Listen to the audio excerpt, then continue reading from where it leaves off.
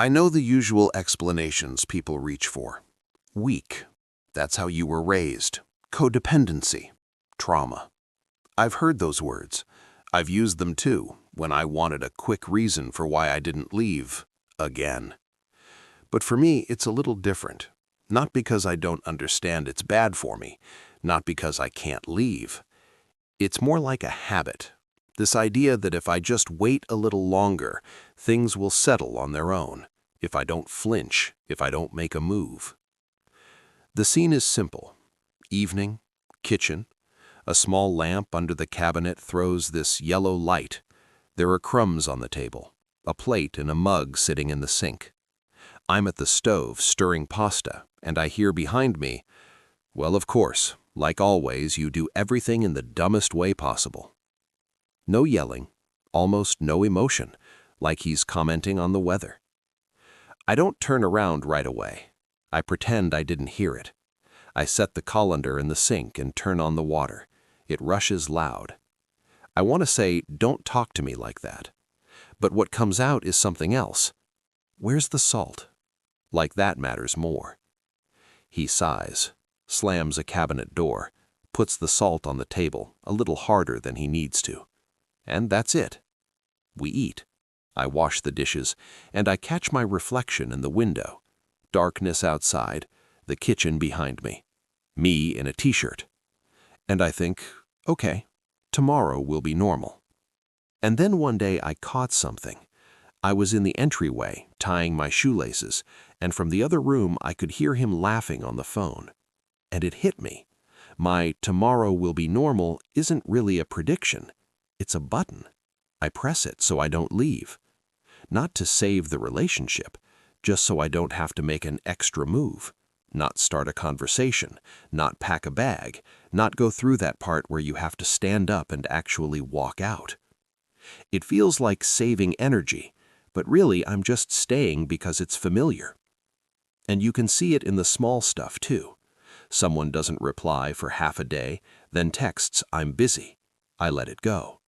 We make plans and they cancel an hour before. "Oh, I forgot." I let it go. Someone says, "You're too sensitive," and I act like, sure, maybe I just need to be easier. None of it is a punch. It's a tiny discomfort you can technically survive. Like a pebble in your shoe. You can stop and shake it out, or you can just keep going until you get home. I'm always choosing just get home, except home keeps getting farther away. I recognize the same motion in regular life, in a clinic line when someone cuts in front of me, and I stay quiet even though I've already been standing there for 40 minutes. In a text thread with a repair guy who says he'll come after lunch and shows up at 9 at night, and I don't leave the house because, well, it's probably soon. At work when they drop something on me Friday at 6 and say, "It's not hard," and I had plans. I smile, I nod, I take it. I put up with it because swallowing it now feels easier than dealing with the mess later.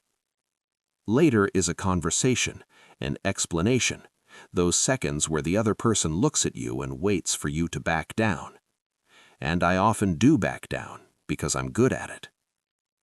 And the strange part is I do this even when I could calmly leave, not when I'm trapped, not when there's nowhere to go. Sometimes it's nothing like that. Sometimes all it would take is standing up, getting dressed, and stepping out of a situation that's rubbing me raw. I can leave, but I stand there thinking, come on, it's only 2 minutes. And those 2 minutes stretch out. There's one moment I remember really clearly. We were sitting in the car in traffic. The wipers were scraping across the windshield. It was drizzling. He'd said something nasty about me in front of someone. Then, once we were alone, he said, "Why are you upset? It was a joke." And automatically I started searching for the right words, how to make it okay for him, and sort of okay for me too. I was already halfway to saying, "Yeah, I get it," when I caught myself. I'm not even checking what I feel. I'm only checking how to smooth it over as fast as possible. It wasn't some dramatic revelation, just this quiet recognition. Oh, this is what I do. After that, nothing changed overnight. I could still stay quiet. I could still say, okay. But something appeared. This brief interruption right before I decide to stay. Like a click.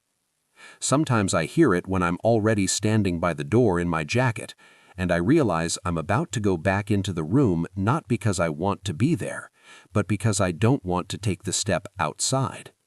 I don't want to spend energy on something awkward. And I can see it plain as day. This isn't about one person or one conversation. This is my autopilot. Endure it so I don't have to leave. I notice it in everyday things too. At a cafe, they bring me the wrong order. I eat it because, well, they already made it. In a taxi, the driver is smoking. I don't say anything. I just crack the window. In a conversation, a friend interrupts. I let them because whatever. And every time it's the same movement inside me. Tighten a little and stay. Don't walk out of the cafe. Don't stop the conversation. Don't say no. Don't close the door. Sometimes I'm not even thinking in words. I just pick the shortest path with the least friction.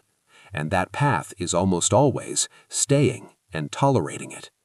And then I get tired and angry, but quietly, in a way nobody notices, and I go right back to pretending everything is fine, because in the moment, that feels easier.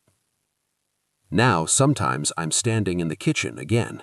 The water is running loud. I hear a phrase, and that familiar response rises up. Okay.